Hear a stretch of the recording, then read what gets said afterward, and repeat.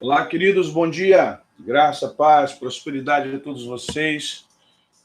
Tudo bem? Bem-vindos mais um domingo, mais uma escola bíblica. Agradeço a vocês pelo carinho, pela espera. Peço perdão pelo atraso. Tive alguns probleminhas técnicos aqui. Resolvi, graças a Deus. Mas, ainda assim, um pouquinho atrasado. Deixa eu chegar um pouquinho minha câmera para frente. Desculpa aí, vamos lá ver se a gente consegue daqui fazer para vocês terem uma leitura melhor. Louvado seja o nome do Senhor.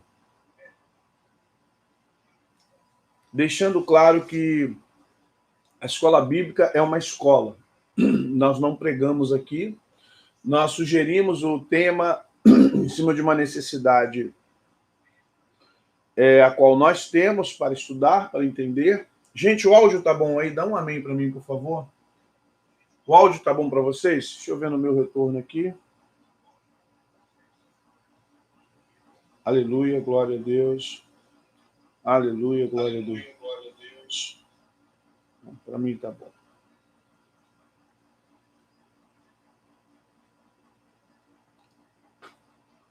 Nós vamos falar hoje, nós vamos estudar hoje um tema que ele é complexo, controverso, um tema extremamente espinhoso, um tema que foi subvertido, infelizmente, ao longo de décadas, um tema que muita gente tem até problemas sérios de saúde, quando começa a falar de dinheiro dentro de igreja, prosperidade, essa palavra então aqui, prosperidade, meu Deus do céu. Tem gente que tem quase um infarto do miocárdio, tem gente que fica agoniado, fica, meu Deus.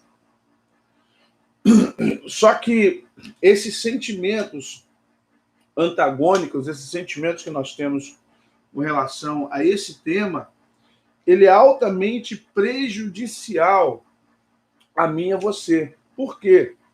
Eu dou como testemunho da minha vida. Porque nós, na verdade, quando pegamos esse tema e transtornamos ele por causa do mau testemunho, e aí nós vamos falar isso ao longo do estudo, por causa do mau testemunho de igrejas, de líderes, de pessoas, de cristãos, nós acabamos nos afastando de uma bênção de Deus sobre a nossa vida. E por que esse tema agora? Por que nós vamos falar de prosperidade, riqueza e espiritualidade hoje, nesse exato momento, com pandemia, com doença, com problemas, com desemprego? Justamente por isso. Porque nós, ao olharmos para a igreja, ao olharmos para o povo de Deus, nós entendemos que o povo de Deus não estava, não esteve e não está preparado para algo que mexa com a sua vida no cotidiano. Não está preparado para ficar parado por meses, porque nós nunca tivemos uma educação financeira. E acompanhado a isso, nunca tivemos uma educação financeira com viés, ou com linguagem, ou com entendimento espiritual. Porque a gente separa, dinheiro é uma coisa, Deus é outra. Só que na nossa vida, eles estão intrinsecamente ligados. E por mais que você diga assim, eu não preciso de dinheiro, eu preciso da graça de Deus. Ok, tudo bem, mas você vai passar dificuldades a qual você não precisava passar se tivesse a maturidade para poder ter a presença de Deus e ter o mínimo possível para ter uma vida decente.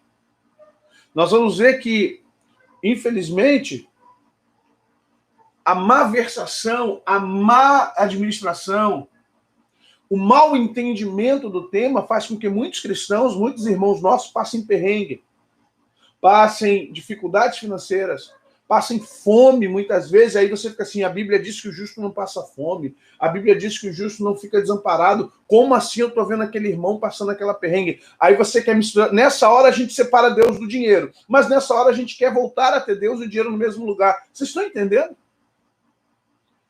A nossa mente ainda não conseguiu definir, discernir, separar coisas de coisas.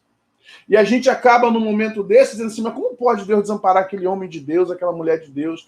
Porque não tem a ver com homem de Deus, mulher de Deus. Não tem a ver com o dinheiro que Deus dá, deixa de dar. Não tem a ver com o devorador, migrador, cortador, Chuck, brinquedo assassino, coringa, sexta-feira 13. Não tem nada a ver com os demônios. Tem a ver com outras situações ao qual nós, igreja, não temos estudo, não temos preparação. E os estudos que há são malignos, subversivos, maliciosos e com uma tendência ao final do estudo, arrancar dinheiro das pessoas. Gente, eu sou macaco velho. A gente está nisso há muitos anos. Sabe? E isso é importante a gente compreender.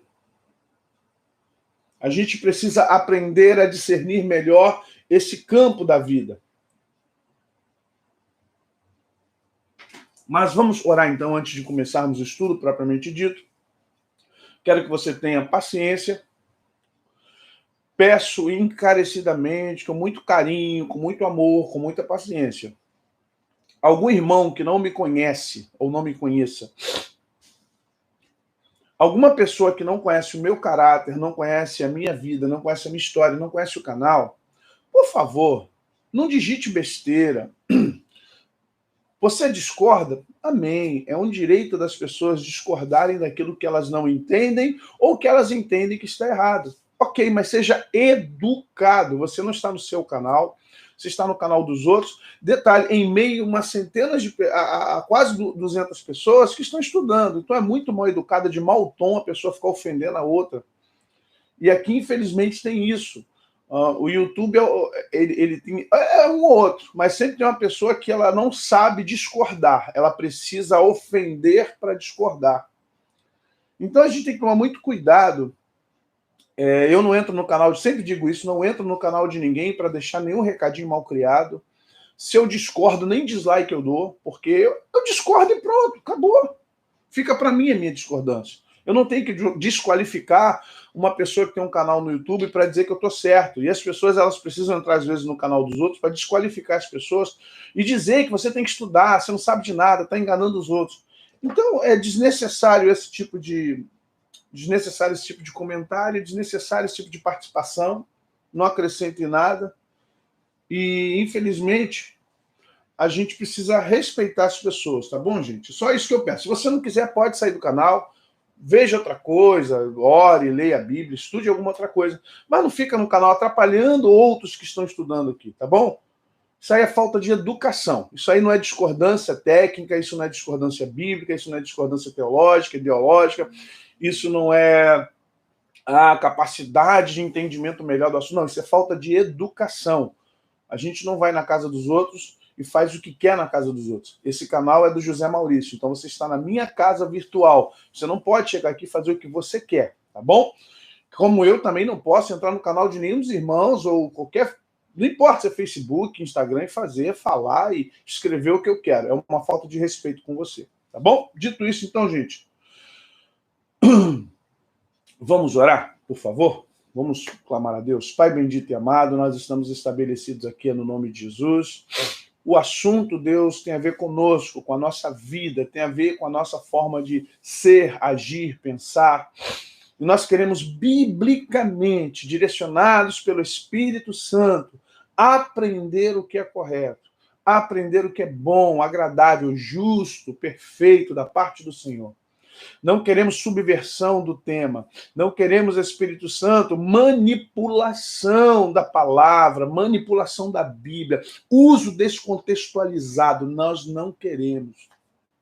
Chega de malandragem, chega de mentiras, e tudo em nome do Senhor. Eu sei que haverá um tempo que o Senhor vai julgar cada um de nós por palavras, ações e pensamentos. Mas neste momento, nós, Senhor, do Ministério Apostólico Palavra Viva, nós, ó Deus, que somos comprometidos com a Tua Palavra, queremos só a verdade da Tua Palavra. Queremos somente o entendimento correto daquilo que o Senhor tem para nós. Essa é a nossa oração, essa é a nossa gratidão, esse é o nosso pedido nessa hora. Abençoa meus irmãos em casa, que essa hora que vamos passar estudando seja uma hora repleta de paz, de alegria, de entendimento, para a honra e glória do nome de Jesus. Amém. Queridos, vamos lá, deixa seu like, tá bom? Ajuda o canal, deixa seu like, isso nos ajuda e ajuda. Eu estou aqui com um calhamaço de livros que eu vou indicar para vocês, eu vou tentar depois, ao final, na descrição, mandar para vocês, tá bom? Vamos mostrar aqui alguns livros importantes. Deixa eu pegar aqui aos poucos. Eita, é muita raça de livro. Deixa eu ver se eu coloco alguns aqui. Eu sou meio... Eu até acho que eu tenho toque. Acho não tenho toque. Então eu preciso botar na ordem que eu peguei. Gente, onde é que eu baseio meus estudos? Eu não baseio meus estudos, irmãos, assim, eu vou ler a Bíblia, vou achar aqui, vou procurar aqui na Wikipedia, vou procurar aqui na minha... O assunto dinheiro. Vamos lá, vamos falar sobre dinheiro. Não. Calma. Não é assim. A gente precisa formatar um pensamento primeiro. A gente precisa formatar uma ideologia para falar sobre determinados assuntos. Você não fala de um assunto porque achou bonito, porque alguém disse que o assunto é legal, não. A gente formata. Eu ganhei esse livro aqui alguns anos atrás. Dinheiro, Poder e Deuses, Deuses e Poder. Esse livro você não compra ele em qualquer lugar. Tá? Ele foi dado no Espaço Cultural da Bolsa de Valores de São Paulo. Eu ganhei de um amigo que trabalha no Philip Morgan, está na Inglaterra hoje. Rafael, um abraço, obrigado. É um livro riquíssimo, porque ele vem tratando, o Noêmio Spínola, ele vem tratando de uma forma histórica sobre todo o papel do dinheiro, sobre tudo que... Eu já indiquei esse livro para vocês, mas ele é até difícil de comprar.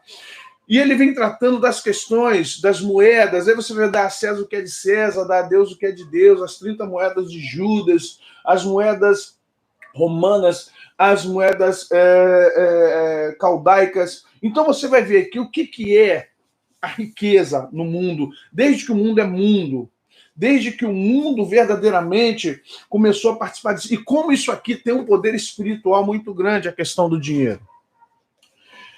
Eu tenho outro aqui do Larry Huck, A Bênção da Torá, revelando o mistério liberando. Gente, esse livrinho é de uma editora chamada Belo Publicações.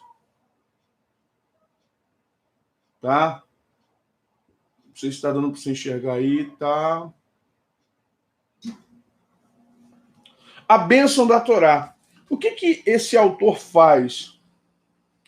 Ele traz para a gente ensinamentos importantes sobre o contexto judaico na relação dele com Deus. Não o Estado de Israel, não a política de Israel, mas biblicamente, desde o chamado de Abraão até os tempos modernos. E aí a gente vai descobrir algumas coisas que são interessantes, sabe? Árvore genealógica, a construção do templo, A Bênção da Torá. É um livro que você já acha em muitos lugares. Esse outro aqui do Flávio Holtzman, que é judeu, Amém, o povo judeu fez um pacto com Deus. É outro livro também que vem trazendo novamente os pactos de Deus dentro da questão da Torá, as bênçãos de Deus, o contexto onde Deus abençoa Israel. E aí você vai dizer assim, mas poxa, nós somos gentios, somos da graça. É verdade, porém tem o seguinte, irmão, eles são nossos predecessores. O nosso viés é judaico-cristão, porque muita coisa que está no cristianismo veio de uma raiz judaica. Goste você ou não, batismo, ceia, foi tudo melhorado, transformado, foi tudo aperfeiçoado para nós em Cristo Jesus. Mas a base, você não faz um cálculo aritmético esquecendo que um dia você teve que aprender subtração, adição, não é isso? Sem esses conceitos, divisão, multiplicação. Sem esses conceitos, você não chega a achar valor de π, entender o que é um algoritmo. Você precisa voltar lá, o 1 mais 1. Ok? Então, não adianta você falar assim, estou na graça, eu não me volto para essas coisas de judeu. Não é questão de judeu. É a base da espiritualidade do assunto a qual estamos tratando, que é prosperidade. Os Segredos do Templo de Salomão, do Kevin Conner, ele é da editora Atos. É interessante você ver a riqueza de detalhes, como o Templo de Salomão foi feito, como Deus encheu, lembre-se, o Templo de Salomão foi cheio da Shekinah de Deus, da glória de Deus, e como depois Deus permitiu a destruição desse templo. É complicado, mas quando você entende esses conceitos, você aprende muita coisa importante e interessante. Agora, como vamos falar de algumas coisas que importam para nós, voltando aqui, Perry Stone. O Perry Stone, ele esse livro, ele, assim, a gente fala assim,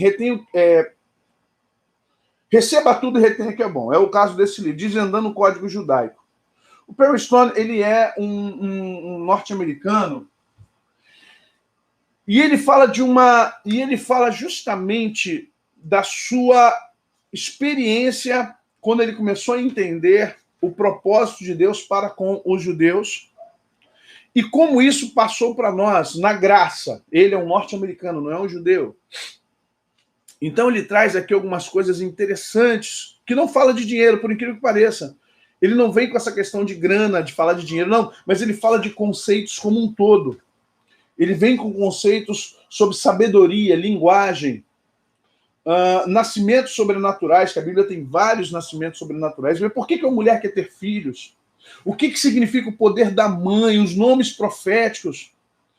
Como isso, dentro da Bíblia, tem um código de nomes. Por que Deus muda nomes de Simão para Petros ou Kefas? Por que muda-se nome de pessoas? Qual é o significado dos nomes para o contexto bíblico? Então, ele é muito interessante. E aquilo que a gente entende que não é bom, a gente passa para frente. Agora, vamos lá. Os judeus e o dinheiro no mundo. Também esse livro fala dessa relação. Se você não sabe, Israel é a nação mais rica do mundo. Não é a Alemanha, não é os Estados Unidos. Porque os judeus estão na Alemanha, os judeus estão na Europa, os judeus estão nos Estados Unidos. E todo o dinheiro de grandes bancos pertence, corporações pertence a ele. A relação monetária das coisas e dos corpos. A nova doutrina econômica, o Talmud e o dinheiro. Gente, é um livro riquíssimo no sentido cultural e você aprenderia muitas coisas aqui. Da editora Saraiva. Esse aqui você acha mais fácil, tá? Aqui, ó. Se você tiver paciência para ler, você vai aprender muito sobre o tema. Gente, eu estou pegando livro sobre o tema. Caramba, pastor, sobre tudo dinheiro.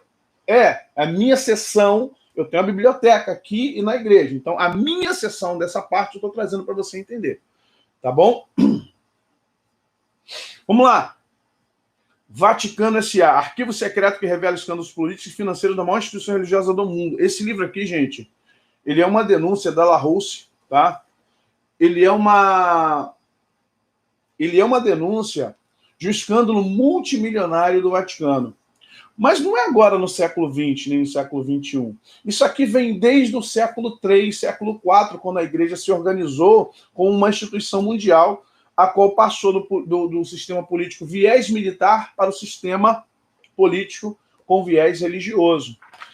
Se nós esperarmos para pensar na Igreja Católica, eu falo aqui de forma técnica, histórica, tá bom? Eu não estou falando aqui, não estou aqui querendo falar, não vim aqui para falar mal da Igreja Católica, mas vim para falar para vocês que o projeto de poder romano desde os primeiros séculos foi de comandar o mundo. E o dinheiro é o grande propulsor disso. Com isso, nós temos uma igreja poderosíssima. Se você não sabe, o maior dono de territórios e de terrenos do mundo é o Vaticano. A Igreja Católica, ela é a maior dona, ela tem a maior quantidade de terreno geográfico no mundo. Por quê? Cada diocese, cada sede, cada igreja católica que você pensa que tem na sua cidade ao redor pertence a Roma. Para pensar o quanto no território brasileiro Roma não tem de terreno. O quanto não tem na Espanha, o quanto não tem em Portugal, o quanto não tem na Itália, o quanto não tem nos Estados Unidos, o quanto não tem na Alemanha, o quanto não tem na França. Se você pensar nos grandes templos católicos, todo aquele terreno, toda aquela gleba ali pertence a Roma. O quanto não tem aqui na América Latina, que é um continente extremamente católico. Então vamos compreender que é importante o entendimento disso. Por quê? Agora eu vou falar de nós, tá bom, gente? Porque a Universal copiou esse modelo. A Igreja Universal do Reino de Deus, ela se expandiu num sistema de poder, num planejamento de poder, de tomada de poder. E a tomada de poder passa pelo dinheiro. Essa tomada de poder passa pela grana. Essa tomada de poder passa justamente por ter o poder de entrar na política, o poder de alguma forma, constranger políticos, o poder de alterar leis. Gente, você sabe o que foi feito? Eu tenho 2 exemplos em São Paulo que você tem que considerar. O Itaquerão lá do Corinthians e o Templo da Universal. Você sabe o que é preciso para construir um estádio de futebol ali em Itaquera, daquele porte? Você sabe quantas leis ambientais foram quebradas? Você sabe quantas leis, diretrizes básicas, sociológicas, quantas coisas foram mexidas? Quem mora por lá deve saber disso. Quantas coisas foram movimentadas para se fazer aquele estádio ali? A mesma coisa é o Templo de Salomão. É tudo muito grande, então é muito, muito, muito dinheiro, é muito, muito dinheiro. E aí nós vamos tratar dessa questão ética e moral lá na frente, mas eu quero que você entenda que Vaticano S.A. terá no meio evangélico herdeiros, e dentre eles a Igreja Universal, a Igreja Mundial, como é o nome lá do Yabadabadu? Do Duque, e outras igrejas que seguiram esse modelo de empoderamento por grana. E aí nascem os desvios desse tema. Aqui nascem os desvios desse tema. Sabe, daqui, começando aqui por Roma, nasce o desvio financeiro. É porque a diferença é que Roma não é agressiva, como Macedo. Roma não é agressiva como Duque, como Valdemiro Chorão. Roma não é agressiva como a maioria dos pastores evangélicos que trazem maldições, que você vai ficar pobre e que isso vai acontecer com você, e se você não der, o Senhor, o Chuck, o brinquedo assassino, vai aparecer na tua vida, e o Coringa vai no teu carro, e sabe, o Sexta-feira 13 vai estar lá devorando a tua geladeira. Meu irmão, tu volta o tempo de criança, começa a ficar desesperado. Você entra em desespero, meu Deus! E aí, essa coerção psicológica, essa coerção maligna, essa afronta de maldição que as pessoas... É verdade que esses pastores acabam te amaldiçoando num culto desse. Você tem medo, você acaba dando dinheiro porque você está com medo. Mas tudo isso nasce num projeto que foi herdado. Ok, gente? Isso foi herdado. A igreja evangélica herdou isso e esses caras melhoraram. Só que são mais agressivos. É corporativo isso, tá bom? Tenho indicado para vocês, Zygmunt Bauman morreu, mas é um grande sociólogo, um grande filósofo, e aí não são livros evangélicos, mas nos ajuda a entender. Riqueza de poucos beneficia a todos nós. Mais uma vez, Bauman traz uma reflexão profunda sobre a liquidez dos sentimentos, e ele fala justamente da concentração de riquezas para um, e a necessidade de muita gente que não tem dinheiro. E aí você vai entender por que a igreja precisa ser próspera. A igreja ela precisa ser próspera para abençoar os que não têm. E não só abençoar dando, abençoar ensinando. Só que a igreja hoje não pode ensinar prosperidade porque ela não sabe o que é prosperidade. A igreja hoje, na verdade, subverteu o tema prosperidade numa malandragem roubalheira de muitos que têm projetos de poder. Projeto de crescimento de poder, e não projeto de ajuste social ou projeto de equalização social da balança humana. O papel da igreja é ter prosperidade para abençoar a pobreza, ou para tirar as pessoas da pobreza, para fazer com que as pessoas tenham, na verdade, a condição de sair, porque só dar dinheiro à pessoa não transforma a vida da pessoa. O que transforma a vida da pessoa é a sua mentalidade, é a metanoia. Agora, para você ensinar alguma coisa, você tem que ter experiência de ensino, experiência de vida naquilo que você está ensinando. Como é que eu vou falar de demônios, batalha espiritual, se eu não sei o que é isso? Como é que eu vou falar de intercessão, mapeamento, se eu não sei o que é isso? Como é que eu vou falar de teologia, se eu não sei o que é isso? Como é que eu vou falar de tratamento humano, se eu não sei o que é isso? Então, como é que a igreja vai tratar de prosperidade com o pobre, tirar o pobre da favela, transformar? Porque é um processo educacional, não tem a ver com grana. Agora, para isso, a igreja tem que ter capacidade administrativa e saber lidar com esse tema. Saber lidar com esse tema de forma honesta, justa, simples e responsável. Aí sim, a igreja pode, na sociedade, ensinar a sociedade a guardar, a poupar, a dar, a investir na educação. Então o processo é grande. Voltemos lá aos meus vídeos. Esse vídeo está ligado com aqueles vídeos da teoria da conspiração, onde eu falo justamente onde a igreja evangélica precisa, onde os cristãos, de forma geral, precisam preencher espaços na lacuna social. Tá bom? Eu tenho aqui do Pierre Bourdieu, Ciências Sociais, Economia e Troca Simbólica. Esse livro ele é técnico, tá, gente? Deixando bem claro que ele é um livro técnico, ele não é um livro de leitura fácil. Mas, ao mesmo tempo, ele tem uma facilidade muito grande, porque ele fala justamente de sistema de troca, ele fala de sistema financeiro, ele traz a evolução das finanças no mundo atual, ele fala justamente da questão do consumismo, né? A galera do iPhone 11, a galera que gosta de um consumo muito exagerado. Então, na verdade, é importante a gente ter uma leitura dessa. Por fim, para fechar aqui, gente, eu tinha uns 20, 30 livros aqui, só separei esse aqui para a gente poder. Novamente, Zygmunt Bauman, Vida para o Consumo. Transformação das pessoas em mercadoria. Gente, esse livro aqui é fascinante. Ele traz uma luz de entendimento quando ele fala que a gente, na verdade, de tanto comprar, vira mercadoria. E aí o que ocorre? Os produtos começam a se vender para nós. E nós somos uma sociedade, na verdade, de consumidores, de consumistas.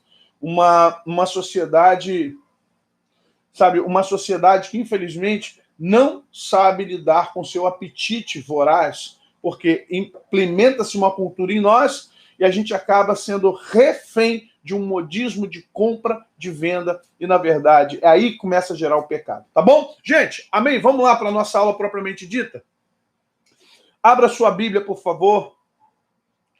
1 Timóteo, primeira epístola do apóstolo Paulo a Timóteo, capítulo 6.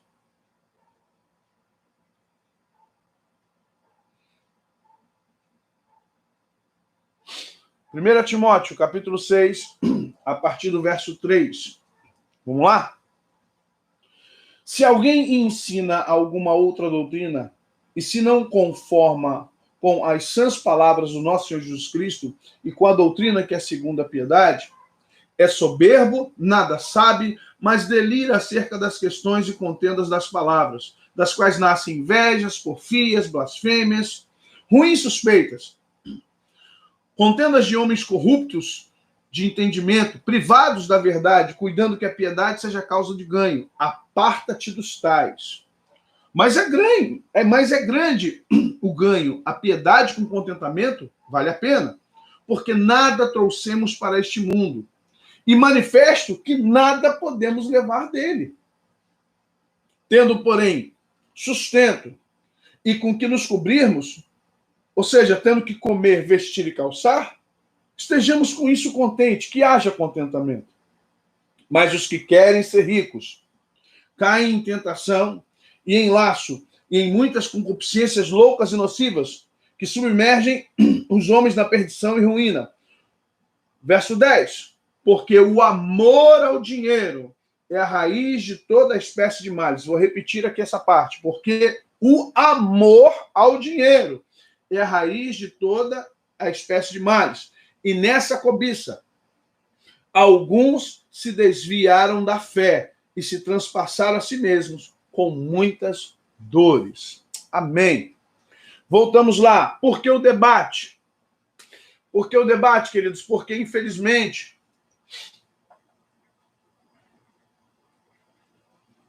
momento atual, vivemos um momento atual de irmãos nossos, pessoas queridas, que estão vivendo um momento de escassez muito grande. Uma escassez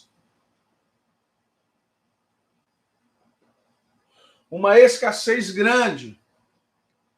O que ocorre? Esse momento atual de escassez que estamos vivendo tem levado pessoas a desanimarem da fé, a ficarem aflitas com o amanhã, extremamente tristes com Deus, dizendo: Deus, por que eu estou desempregado? Deus, por que minha empresa fechou? Por que a minha loja está fechada? Esse é o momento em que nós vivemos, ele tem a ver com essa parte, sim, de prosperidade. E aí a pessoa diz assim: mas eu era dizimista, eu era ofertante, meu Deus... Por que, Deus, o devorador... Aí começa, por que o devorador está fazendo isso na minha casa? Por que o migrador... Aí eu entro justamente com a percepção do falso ensino, do engano que as pessoas acabam tendo nessa relação, porque elas sempre comprometem a parte aparentemente espiritual, por isso que eu falo de espiritualidade, onde há um entendimento de que não poderia acontecer coisas ruins às pessoas boas. Só que isso não é uma verdade, porque na Bíblia está cheio de pessoas boas sendo acometidas de coisas ruins. Por que Daniel foi para a cova dos leões? Você para pensar nisso? Daniel era homem justo. Por que Jó passou por aquilo tudo? Se Deus diz que ele é íntegro, reto, temente a Deus, se desvia do mal.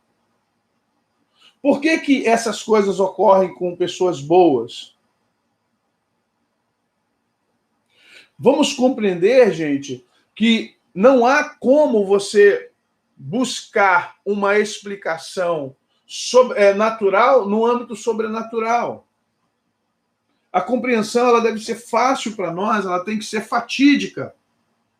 Ela precisa ser, de todas as formas, entendível. Então, o momento atual de escassez nos leva a uma situação que é muito mais profunda. 1 Timóteo, capítulo 6, versos 3 a 10. A questão do momento atual, ela está denunciando, olha só,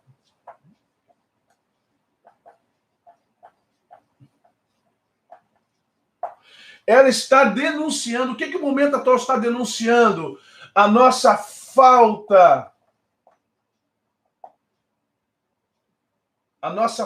de preparo. Vou colocar dessa forma. Denunciando a falta de preparo.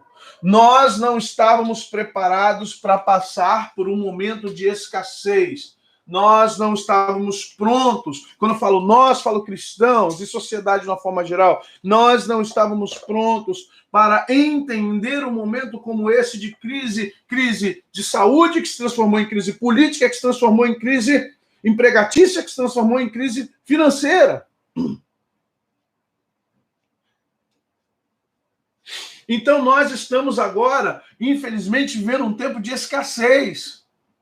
Por que estamos vivendo um tempo de escassez? Porque nós não estávamos preparados. A falta de preparo, falta de preparação, sei lá, ou seja, nós não estávamos preparados para esse momento. Porque nos falta justamente a falta de recursos. Por que estamos tratando desse momento? Porque esse momento, ele causa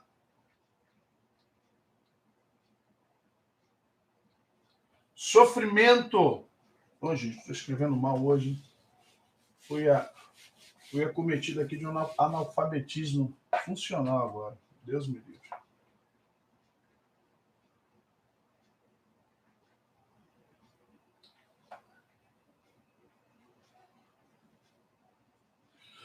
Um sofrimento na alma, querido. Por que um sofrimento na alma? Porque nessa hora muitos pais de família estão se perguntando: meu Deus, como é que eu vou pagar minhas contas? Meu Deus, a faculdade da minha filha. Meu Deus, como é que eu vou fazer, Deus, para pagar as contas? Como é que eu vou fazer, Pai, para... Jesus, como é que eu vou trabalhar? A imagem está ruim. Gente, essa máquina, a câmera é autofoco. Deixa eu fazer aqui uma limpeza rápida.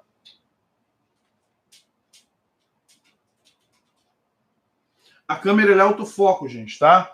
É foco inteligente. Então eu não tenho como evitar que ela tente achar a melhor imagem. Ela fica buscando a melhor imagem. Infelizmente, alguma referência de luz aqui está fazendo com que ela haja dessa forma. Vou tentar não me movimentar muito, porque ela tenta sempre achar a melhor imagem para estimular e trabalhar com vocês. Tá bom? Vamos lá, então. Mas preste atenção no áudio, tá bom, gente? O mais importante aqui, ó, preste atenção no que eu estou falando. É mais importante. Se ela ficar trabalhando dentro dessa perspectiva, depois eu vou ter que entender qual luz aqui está fazendo isso com ela. Tá bom? É um problema técnico que eu vou ter que... Não agora não vai dar para eu trabalhar com ela. Ela é autofoco, infelizmente, excelente resolução, mas... Sofrimento na alma, porque os que estão desempregados, os que estão passando por um momento de dificuldade financeira agora, não estão dormindo, não estão comendo bem, estão lá toda hora olhando no aplicativo para ver o saldo bancário. O saldo não vai mudar, mas a pessoa fica toda hora ali olhando no saldo para ver. A pessoa fica no estado de nervo porque ela pensa, ela vai lá e ela simula um empréstimo no banco. Meu filho, o banco é o Chuck com uma faca desse tamanho assim, ó. O banco é o sexta-feira 13 com aquela serra. Sabe? O banco, nessa hora, me perdoe, ele vai te cobrar juros extorsivos. Esse papo de Santander bonzinho, Banco do Brasil bonzinho, Bradesco bonzinho, sai disso, meu filho. Sai disso em nome de Jesus. Ninguém é bonzinho, o banco não vai te dar nada. Então nós temos aqui um momento atual que denunciou a falta de preparo, porque veio a escassez. Nós temos um sofrimento na alma nesse momento, porque muitos dos nossos irmãos estão passando necessidade mesmo, isso é sério. Tá? E aí, por que, e com isso, o que ocorre aqui? Isso afeta os casamentos,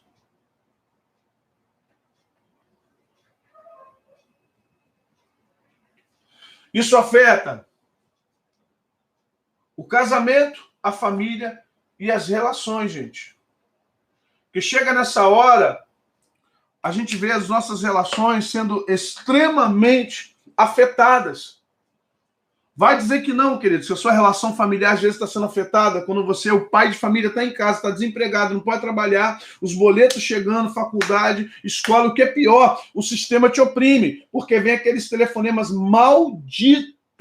Telefonemas malditos, porque aquilo ali não é uma cobrança, virou trote. Atende, você atende, aí vem uma vozinha gravada. Alô, tem alguém aí?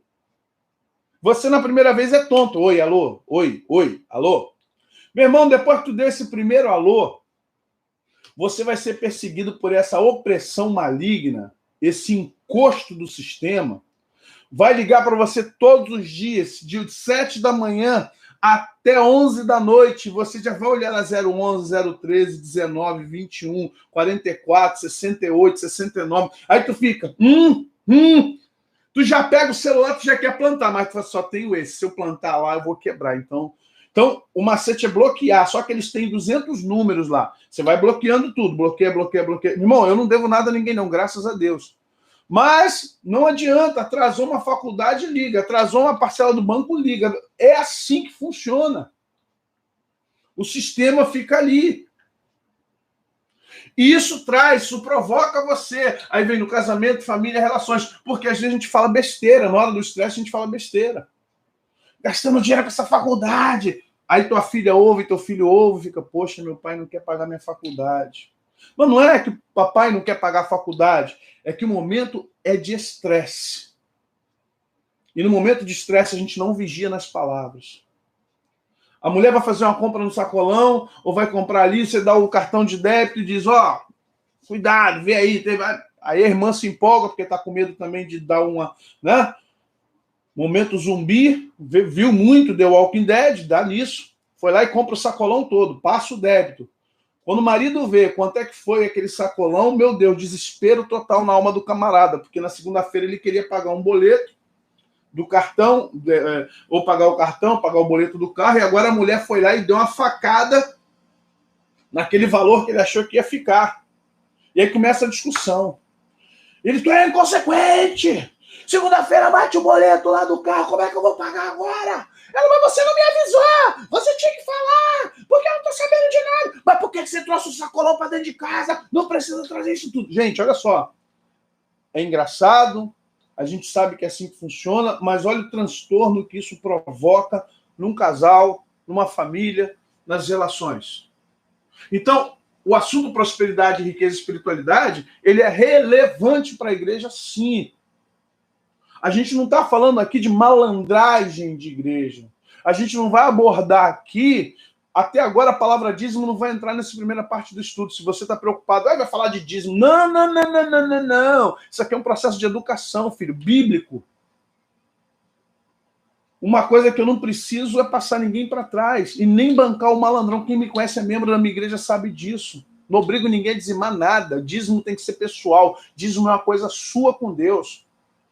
É uma coisa do seu caráter, da sua personalidade, da sua consciência na relação do lugar onde você está, de plantio e colheita. Ponto. Você não pode ser coagido, não pode ser coercivo o seu dizimar. Então vamos lá. Nós estamos vivendo isso aqui, queridos. É por isso que estamos debatendo. E aí você diz assim, poxa, realmente, às vezes eu me pergunto, meu Deus, como é que a Bíblia me promete prosperidade e eu estou vivendo justamente isso tudo que o pastor está falando? Mas vamos voltar para entender algumas coisas. E entre essas, é você se perguntar: eu sei o que é prosperidade?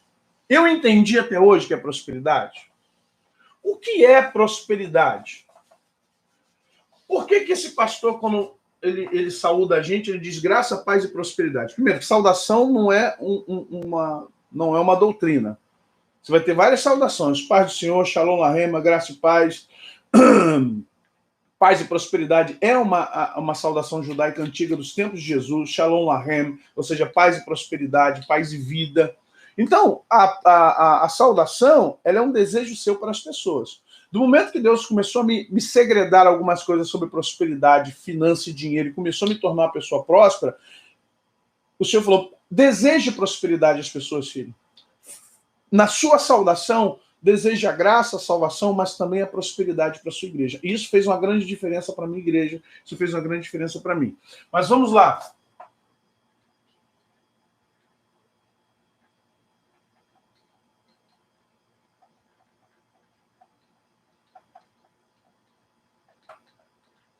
O que é prosperidade?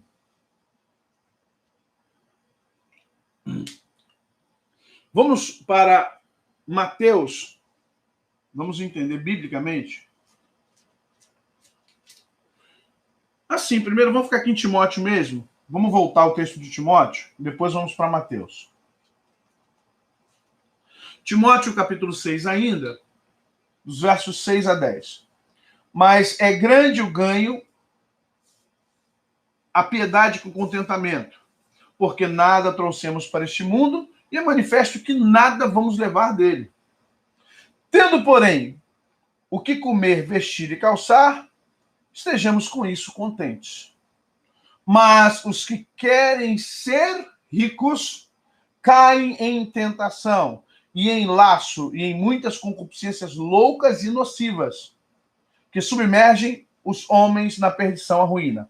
Porque o amor ao dinheiro é a raiz de toda espécie de males. E nessa cobiça alguns se desviaram da fé e se transpassaram a si mesmos com muitas dores, em outras versões com muito sofrimento. Agora sim, vamos para Mateus, no capítulo 6 também. Mateus, capítulo 6, verso 25 a 34.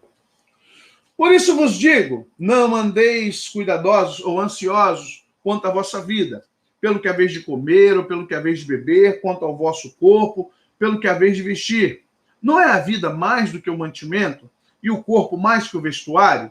Olhai para as aves do céu, que nem semeiam, nem cegam, nem ajuntam em celeiros, e vosso Pai Celestial as alimenta. Não tem de vós muito mais valor do que elas? E qual de vós poderá, com todos os seus cuidados, acrescentar um côvado da sua estatura? E quanto ao vestiário, por que andais solícitos? Olhai para os lírios do campo, como eles crescem, não trabalham nem fiam. Eu vos digo que nem mesmo Salomão, em toda a sua glória, se vestiu como qualquer deles. Pois se Deus assim veste a erva do campo, que hoje existe e amanhã é lançado no forno, não vos vestirá muito mais vós, homens de pouca fé? Não andeis, pois, inquietos, dizendo, verso 31, que comeremos, ou que beberemos, ou que nos vestiremos. Porque todas essas coisas é uma preocupação dos gentios. De certo, vosso Pai Celestial bem sabe que necessitais de todas essas coisas. Verso 33, mas, portanto, buscar em primeiro lugar o reino de Deus e a sua justiça, e todas essas coisas vos serão acrescentadas. Não vos inquieteis, verso 34, finalmente, pois pelo dia de amanhã, porque o dia de amanhã cuidará de si mesmo. A cada dia basta o seu mal. Olha, esse texto ele é lindo, ele é emblemático, mas ele é muito mal interpretado. Muito, mas muito, não é pouco, não. Ele é muito mal interpretado por uma corrente nossa. No meio evangélico existe uma corrente pietista. Eu quero que você entenda o seguinte. Se eu tenho a galera da prosperidade, nós temos dois grupos dentro da igreja. O grupo da prosperidade, né? Amigos do Silvio Santos, com todo respeito ao Silvio Santos, que é um trabalhador inteligente. E nós temos a galera do pietismo.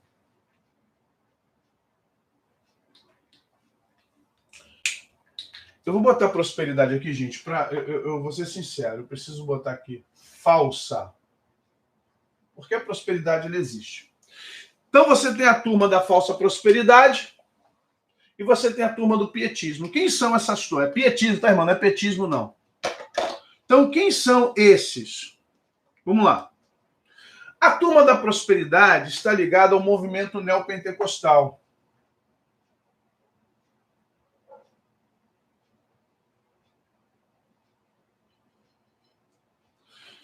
A turma da prosperidade está ligada ao neopentecostalismo. Essa coisa da universal, da mundial, das igrejas que pregam essa vida mágica de grana, essa vida mágica de dinheiro, essa vida mágica que não falta nada para você e que você é uma pessoa que Deus vai te dar ouro, prata, Ferrari, Maserati, que Deus vai te dar um iate e que Deus vai te dar um jatinho daquele cara do Billions, quem gosta de ver, é interessante, aquele é uma série corporativa muito legal. Dá para ver a política, a grana, a malícia, né? E que você vai ter, igual do Raymond Red, lá, esqueci o nome da série, que você vai ter jatinhos. Então a galera da falsa prosperidade neopentecostal usa um discurso sedutor, renascer, isso aí. Esse discurso sedutor da Universal, da Renascer, da Mundial, da Galáctica, da Igreja do Thanos. Essa galera aí, megalomaníaco, tudo doido, tudo megalomaníaco. Desculpe aí, irmão, não quero ofender você não, mas vamos ser sinceros. Meia hora ouvindo esses caras, eu internaria. Se eu sou psiquiatra, eu dou o laudo e mando internar. Isso é borderline. E você tem o pietismo. De onde é o pietismo? Em primeiro lugar, o pietismo ele é de viés católico, que foi muito bem absorvido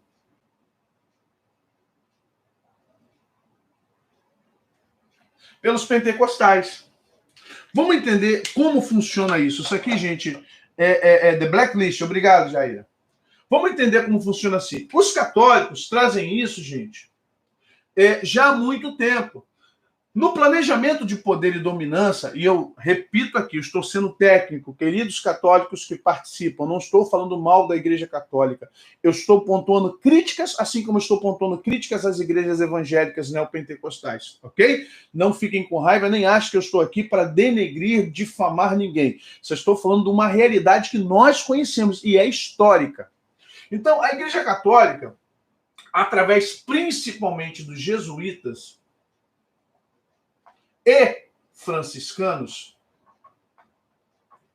a Companhia de Jesus e a Ordem dos Franciscanos, vocês estão dando para a lei, né, gente? Jesuítas e franciscanos trouxeram uma concepção de que ter dinheiro, na verdade, ou possuir bênçãos, ou possuir grana, ou possuir bens materiais, que isso seria, na verdade, um pecado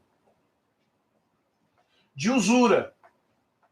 Isso é um pecado de usura. Mas por que essa teologia católica trazia isso para os condes, para os reis, para os príncipes? Essa concepção da tomada da Europa, transformando a Europa em um continente católico pós-queda militar de Bizâncio e Constantinopla. Você vai ver que a igreja se empodera agora pela religião, não mais pelo militarismo. Caiu a questão dos Césares. Os Césares são trocados pelos papas. Vocês estão entendendo? Dá um amém para mim quem está entendendo isso aqui, gente. Dá um amém aí se você está compreendendo. Só para eu... Porque aqui é um fato histórico, eu preciso destrinchar o fato histórico para você de forma muito clara, para que você entenda onde eu estou querendo chegar. Não estou acusando ninguém. Estou dando fatos históricos para você compreender bem o que eu estou falando, tá bom? Até porque a crítica cabe para todos. A crítica não cabe só para uma religião, para uma igreja ou para um personagem. Eu não posso tacar pedra no Macedo, eu não estou tacando pedra, estou dizendo uma realidade que todos nós conhecemos. Então, vamos lá, a Igreja Católica, o sistema católico, através da doutrinação, principalmente a Companhia de Jesus, né? Inácio de Loyola, quem conhece bem a história sabe disso, e os franciscanos trouxeram uma concepção de que ter dinheiro ou possuir bens era um pecado de usura e passível de ir para o inferno. Então, como é que você se livrava disso? Dando esse dinheiro para a igreja, para que a igreja pretensamente distribuísse pão aos pobres, desse cobertor. Porque Europa, se você pensar na Europa da Idade Média, eu estou falando da Idade Média, século 6, 7, 8, gente, é horrível. Doença atrás de doença, muita imundícia, falta de higiene, questão sanitária. Pô, se Covid tivesse no século 8, 9 da Europa, o mundo estava acabado. Então vamos compreender que esse movimento pietista, ele fez com que houvesse uma ideologia de que Deus odeia rico. Deus odeia, ou seja, Deus nutre um ódio especial sobre pessoas ricas. Então, Deus odeia ricos ou riquezas. Essa percepção, ela foi perpetuando-se ao longo de séculos. Então, pessoas que iriam para o céu eram pessoas piedosas, pessoas que davam muitas esmolas, pessoas que elas largavam a riqueza por Jesus, mas largavam a riqueza não no meio da sociedade, largavam a riqueza conforme os apóstolos, botava aos pés dos padres, aos pés dos bispos, aos pés dos cônegos, aos pés dos frades, e não aos pés dos apóstolos, não dava seu dinheiro para os pobres. As pessoas saíam para ir para o convento, elas se voltavam para uma vida de oração no monastério, ou seja, elas iam viver uma vida monástica, pegavam seu dinheiro e davam para a igreja, que a igreja administraria e distribuiria para os pobres. Só que a gente sabe que isso não é verdade, nunca aconteceu. Ok, gente? Vocês estão entendendo? Então, o viés pietista católico é esse. E o pentecostal, principalmente no Brasil, vamos entender, ele foi absorvido por outra prática. O viés pietista pentecostal, ele veio porque a grande igreja pentecostal no Brasil chama-se Assembleia de Deus. A Assembleia de Deus. É a grande igreja pentecostal do Brasil e do mundo. Pentecostal, não neopentecostal. Só que a igreja Assembleia de Deus, ela atingiu quem quando ela começou a crescer? Atingiu pessoas no interior do Nordeste, interior do Norte, em vindo para o Rio de Janeiro. Locais mais humildes, pessoas pobres. A Assembleia de Deus começou a atingir um nível da sociedade a qual a igreja presbiteriana, batista, congregacional, metodista e até mesmo os católicos não chegavam. Começou a atingir aonde? Favelas, vielas. Quem são as pessoas do Rio de Janeiro que a Assembleia de Deus atingia? Gente retirante do Nordeste, pessoa do interior da Bahia, pessoal do interior de Minas, pessoal que via do interiorzão, semi-alfabetizado, pessoas com pouca leitura, pessoas com pouca instrução escolar, gente. Eu estou falando disso já desde o século 20, perdão, desde as décadas de 20, 30, 40 do século 20. Isso é história. E o que acontece então? Esse povo, eles não têm, esse povo pobre, humilde, que se converteu, eles não tinham dinheiro. Então a igreja começou a se basear em quê? A igreja católica, a igreja pentecostal, principalmente a Assembleia de Deus e depois outros, ela começou a se basear o quê? Numa vida de poder de Deus. Porque foi a forma como ela cresceu assustadoramente. Ela entrou numa lacuna onde as outras igrejas evangélicas históricas até então não enchiam, não preenchiam, não entravam, que é a lacuna dos pobres. As igrejas presbiterianas eram ricas, bonitas, as batistas não precisam falar, as metodistas, as congregacionais, elas tinham um viés de pessoas de classe média, dependendo do bairro, classe média baixa, classe média alta, e querendo ou não, gente, as igrejas históricas tinham suas classes sociais. Tinha os irmãozinhos mais pobrezinhos, tinha os irmãozinhos mais ou menos, e aí começava a classe dos irmãos que tinham grana. E até porque a maioria dessas igrejas eram envolvidas com Rotary, Lions e maçonaria.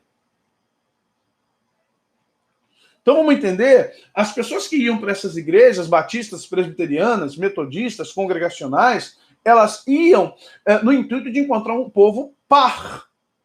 Gente que fala direito, concordância, né, concordância verbal, que tem a leitura, por isso que os pastores tinham que fazer 4, 5 anos de teologia, tinham que fazer filosofia, tinham que falar corretamente.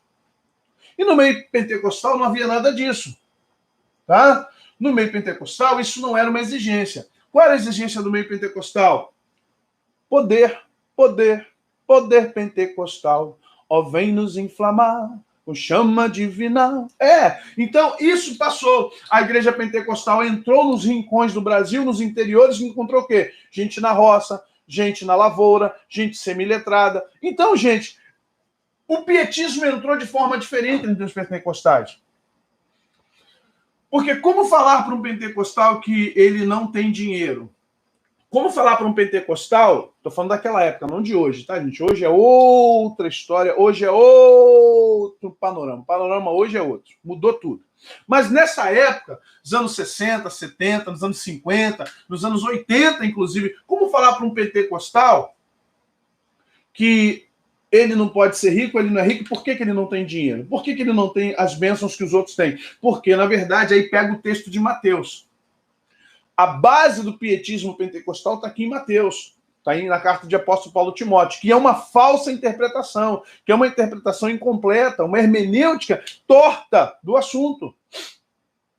A raiz de todos os males é o dinheiro. O amor é a raiz de todos os males, não o dinheiro. Jesus não diz para você não se preocupar com nada, ele diz para você não andar ansioso. Ele diz para você não perder o sono com o que você vai comer, vestir e calçar. Ele diz para você buscar o reino de Deus e a sua justiça. E todas essas coisas vos serão... É uma promessa. Todas essas coisas vos serão acrescentadas. É isso que Jesus diz. Jesus não diz para você que você pode andar pelado pela rua, que você pode andar in natura, como Adão e Eva. Você vai ser preso por atentado ao pudor, e dependendo da sua beleza, você vai ser encarcerado por atentado aos olhos. Então, vamos compreender que essa questão pietista, a católica e a pentecostal, é justamente uma para subverter o dinheiro para si, e a outra para poder embasar a sua teologia e dizer que a pessoa que tinha muito dinheiro iria para o inferno, porque ela iria se perder. Quantas vezes eu ouvi isso lá atrás? Irmão, a gente não pode querer muito dinheiro não, porque se a gente tiver muito dinheiro, a gente vai se desviar. Está na Bíblia. Claro que vai se desviar. Se você não tem caráter, vai se desviar. Se você não tem educação financeira, você vai se desviar. Se você nunca soube lidar com dinheiro, você vai se desviar. Se você não tiver firmado a sua fé no Senhor e tiver um entendimento global de todas as coisas, você vai se desviar. É verdade, não é mentira. O problema é que nunca nos explicaram isso. Você se desvia porque não tem pré-requisitos para ter dinheiro, porque no dia que você tiver pré-requisitos para ter dinheiro, você não vai se desviar, você vai ser bênção, você vai ser mordomo, você vai sustentar a obra de Deus, você vai ajudar os pobres, Deus vai confiar em você, e você será um polo para abençoar missões, você será um polo para ajudar pessoas a se formarem, você vai ser a pessoa que vai ser, sabe, o mecenas que vai abençoar jovens aí para a faculdade, para a escola, se você entender bem. Agora, se você não entender, é melhor não colocar a mão em dinheiro mesmo, porque se você colocar a mão em dinheiro, ele vai te destruir. Quem nos ensinou isso? Nunca nos ensinaram isso, só disseram assim, ó, cuidado com o dinheiro, hein? Tu botar a mão nesse negócio aí, tu vai pro inferno, irmão. E pior, após essa subversão pietista, vem o quê? A prosperidade neopentecostal, a falsa, a enganosa, a mentirosa. Porque nos promete, através de feitiçaria, uma série de coisas. Primeira coisa que o neopentecostal cria, ele cria uma ideologia da riqueza. E ele, com isso, gera o quê?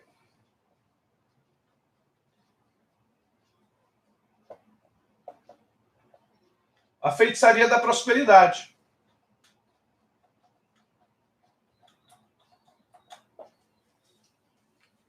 O neopentecostal, ele traz para nós uma ideologia da riqueza e, com isso, a feitiçaria da prosperidade. Como assim a feitiçaria da prosperidade? Sim, porque, na verdade, o que esses envelopes de cores, essas campanhas que você vai dando R$2 a cada dia, a cada 10 dias faz um degrauzinho, ó. Você vai começando dando 10, primeiro dia. No segundo você dá 4. Você vai fazendo fator multiplicativo. Sequência Fibonacci, meu irmão. Você faz uma dízima progressiva, mas uma dízima que a vírgula não vai para... A vírgula vai para a direita, tá? A vírgula sempre vai para a direita, nunca para a esquerda. Então você começa dando 4... 2, primeiro dia são 10 dias. No segundo dia você dá 4. Como são múltiplos, aí vira uma raiz quadrada. De 4 você dá 8. Tá? No quarto dia você vai dar 16. Tá bom, irmão? No quinto dia você dá 32. No sexto dia você dá 64. No sétimo dia, 128. No oitavo dia, meu Deus! Você está entendendo aí a galera que já participou dessas pirâmides? Agora, presta atenção. 2 mais 4, 6. Com 8, 14. Com 16, 30. Com 32, 62. Com 64, 96. Com mais de 100... Meu irmão, no final você vai dar R$500. Esse é assim que eles raciocinam, vai por mim. Multiplica isso, aí eles falam assim, agora temos que ter durante a campanha dos 10 dias, durante os 10 dias, os 12 dias, nós temos que ter nesses 12 dias pelo menos 100 a 200 pessoas que vão fazer o projeto, a campanha. Vocês estão me compreendendo? Está seguindo aqui? Dá um amém, gente. Dá um amém se você está entendendo a malandragem ideológica da riqueza do neopentecostalismo. Mas Lígia. Tomar emprestado multinível, é isso aí, é o piramidal. O cara começa com 2 merréis. Fator multiplicativo é por si próprio. Né?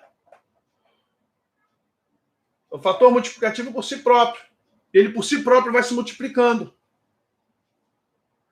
Ao final você começou com R$2, né? Ao fim de 12 dias você vai chegar a dar 100 e burdoada, a soma dos 12 dias você deu quase R$500, R$400, dependendo do valor que o pastor coloca ali para você ser abençoado o ano todo. Balela, né, gente? Balela, malandragem.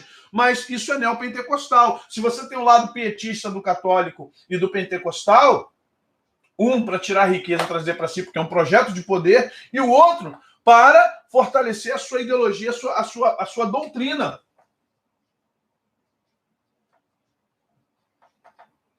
E com isso a igreja pentecostal cresceu muito, muito, muito, muito. Ultrapassou as históricas assim. Mas a doutrina era o quê? Quanto mais pobre, mais santo. Quanto mais santo, mais Deus. Quanto mais Deus, mais céu. Aí você vem para o lado de cá. Traz a ideologia da riqueza. E cria a feitiçaria da prosperidade. Porque o cara joga lá 4, 5 envelopes. Ele traz a mezuzá. Ele traz a arquinha. Ele traz o tijolinho. Ele traz a meia chulezenta do seu líder. Perdão, ele traz a água santa. Sabe? Traz a água santa. Ele traz o torrãozinho do monte. Ele traz um pouquinho da terra do Monte Sinai, que foram lá em Jerusalém, foram em Israel e trouxeram 2 coisas que você tem que aprender. Em nome do Senhor Jesus. Hariugen! Pelo amor de Deus. Olha só. Nenhuma água pode sair de um país para o outro, e falando-se de Brasil, sem passar pela Anvisa.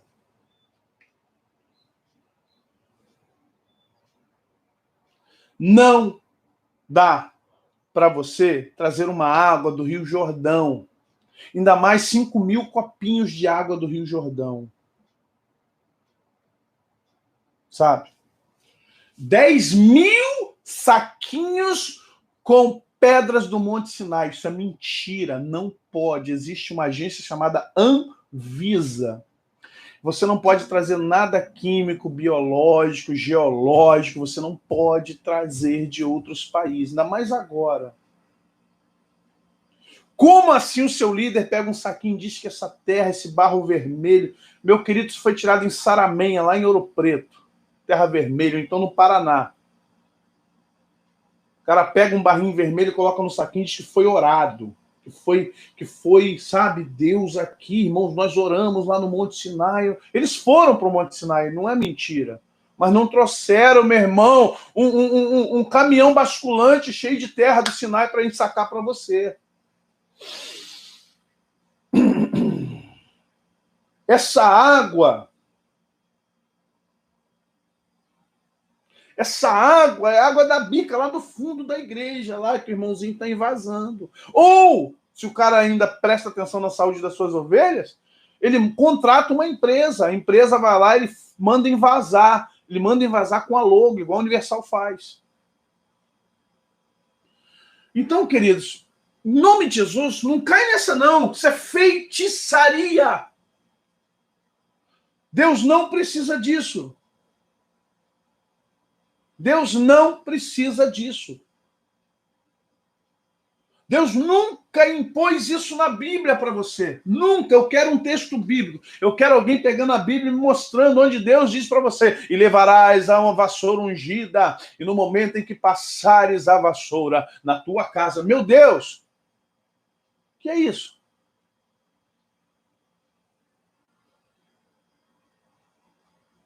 Pelo amor de Deus, gente. Tá bom? Tome esse cuidado.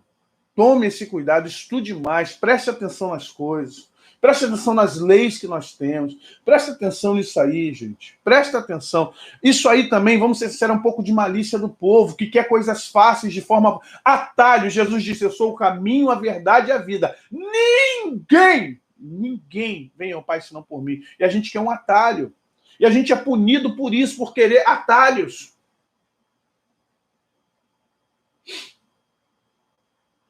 Sabe? Estojo de maquiagem da Rainha Esther. Gente, só idiota, me perdoe, gente, meu palavreado é chulo às vezes, eu sei que meu palavreado às vezes é duro. Só idiota cai nessa. Só imbecil cai nessa. Só incauto. Só pessoas que realmente são maliciosas. Eu digo assim, para todo enganado ou para todo enganador tem um enganado. A malandragem, ela é a seguinte: você quer ser malandro com Deus, aí o diabo manda um malandrão para te enganar. Sabe? Pelo amor de Deus, gente. Pelo amor do Senhor Jesus, não faça isso. Não façam isso. Então, isso aqui é o que nós temos hoje. O grupo da falsa prosperidade contra o grupo do pietismo. E a gente precisa se afastar dos dois grupos. Não há equilíbrio aqui. Não há equilíbrio. Porque eu conheço muita gente de Deus. Eu conheço muita gente de Deus no meio pentecostal que vive uma vida miserável.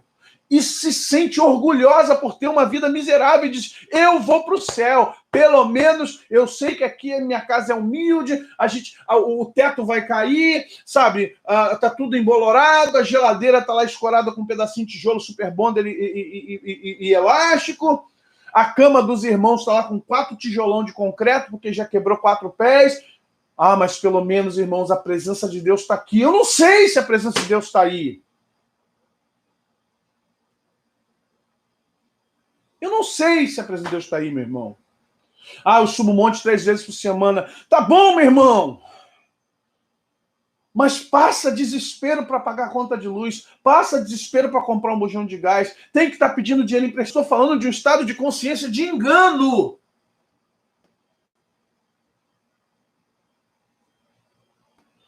Sabe, eu estou falando do estado de engano mental. A metanoia, ela é urgente no meio da igreja. Nós não precisamos de nenhum desses badulaques. Nós não precisamos de nenhuma dessas doutrinas. Nós não precisamos disso. E aí, quando alguém vem falar de dinheiro, ou um vem para dizer que você vai para o inferno, outro diz que você tem que ser rico, porque Deus quer que você seja milionário. É mentira! Nem todo mundo está preparado para ter dinheiro, a verdade é essa. Nem todos estão preparados para ser milionários, a verdade é essa. Há pessoas que, se você botar R$100 a mais no seu orçamento durante um mês, eles se afastam de Deus. Essa é a realidade. Mas o problema não está nos R$100 a mais no orçamento. O problema está aqui na mentalidade que não foi preparada para receber um pouco mais. Não é o que você tem, é o como o que você tem afeta você. Amém, queridos? Dá um amém se você está entendendo, em nome de Jesus. Deixa eu parar aqui agora. A proposta de Deus, gente, olha só, vamos entender. A proposta de Deus é que nós tenhamos o melhor dessa terra. A gente tem que lembrar de Adão e Eva. Crescei, multiplicar, encher a terra, dominar, sujeitar-a. Tudo é vosso, está aí diante de vocês, tudo é de vocês. Perdemos isso, é verdade, perdemos. Eita, a câmera, hoje ela está doidinha. Hoje ela está focando e desfocando igual uma doida. Mas vamos lá.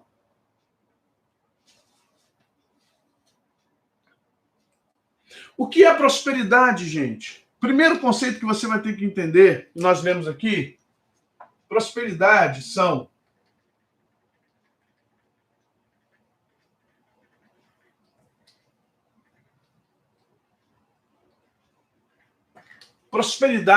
necessidades supridas. O meu Deus suprirá as vossas necessidades em glória, porque Ele é poderoso para fazer infinitamente mais do que pedimos ou pensamos. O que é prosperidade? Necessidades supridas. O primeiro conceito que nós temos de prosperidade é esse. Ok, gente? É necessidades supridas. O que é necessidade? Aí vamos lá. Vestir, calçar, comer, estudar, habitar, locomoção, locomover. Então vamos entender que a vida moderna tem muitas necessidades: vestir, calçar, comer, estudar, habitar, locomover ou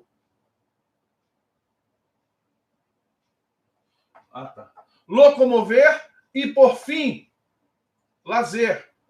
Estamos vendo agora como está difícil ficar em casa. O pessoal manda ficar em casa com 2 crianças, com 3 crianças, com a sogra, com o tio, com o cachorro, com o gato, com o meu irmão. Isso está dando ruim, isso está sendo um teste de salvação para muito crente.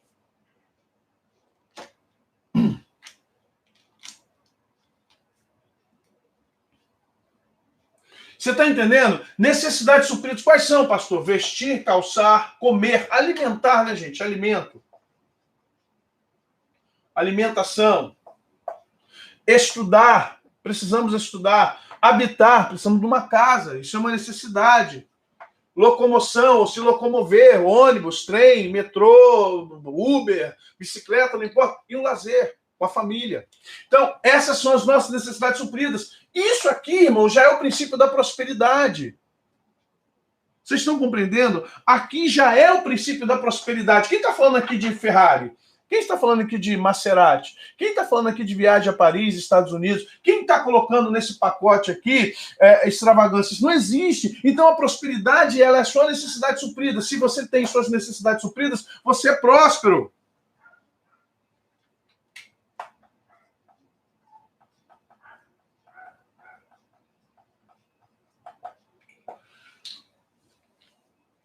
Você é próspero, a prosperidade está sobre a sua vida, sobre a sua casa, porque as necessidades que vocês têm são supridas em Deus. Agora, essa necessidade suprida, essa prosperidade, ela é um exercício, não só de fé, é de prática e fé. Essa prosperidade é um exercício de fé e prática. Que lá na frente a gente vai estudar mais, vamos falar mais um pouco sobre isso. Então, o que é isso aqui? É a necessidade suprida nessas áreas que falamos. Isso passa a ser um exercício de fé e prática. Por que fé e prática? Fé porque você entende que Deus irá suprir, que você está no caminho certo da prosperidade, que você está dentro daquilo que é a sua ambição momentânea. O que é ambição? Ambição é aquilo que você quer, aquilo que você tem desejo. Vestir, calçar, comer, estudar, habitar, locomover e ter lazer. Pronto. Deus está te suprindo essa necessidade? Legal. Então você é próspero. O que é pobreza? A pobreza é você não conseguir quase nada disso, ou ter dificuldade para alcançar isso. Então isso é pobreza. A pobreza é você não conseguir vestir, a pobreza é você não conseguir calçar, a pobreza é você não conseguir comer de forma correta, ter sua alimentação correta, você não conseguir estudar, você não conseguir habitar, você não conseguir se locomover de forma decente, você não ter lazer. Isso é pobreza. E Deus não nos deu espírito de miséria, Deus não nos deu espírito de pobreza, Deus nos deu espírito em prosperidade. Amém, queridos? Estão entendendo isso aqui?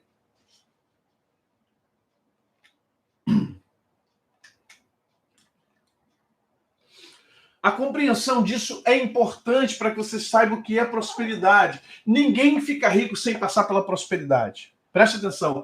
A riqueza, ela só vai funcionar bem na vida de quem sabe o que é ser próspero. Pessoas que não têm prosperidade não podem ser ricos, porque elas vão para o inferno. Aí vai. Uma pessoa que não viveu em prosperidade não vai alcançar riqueza.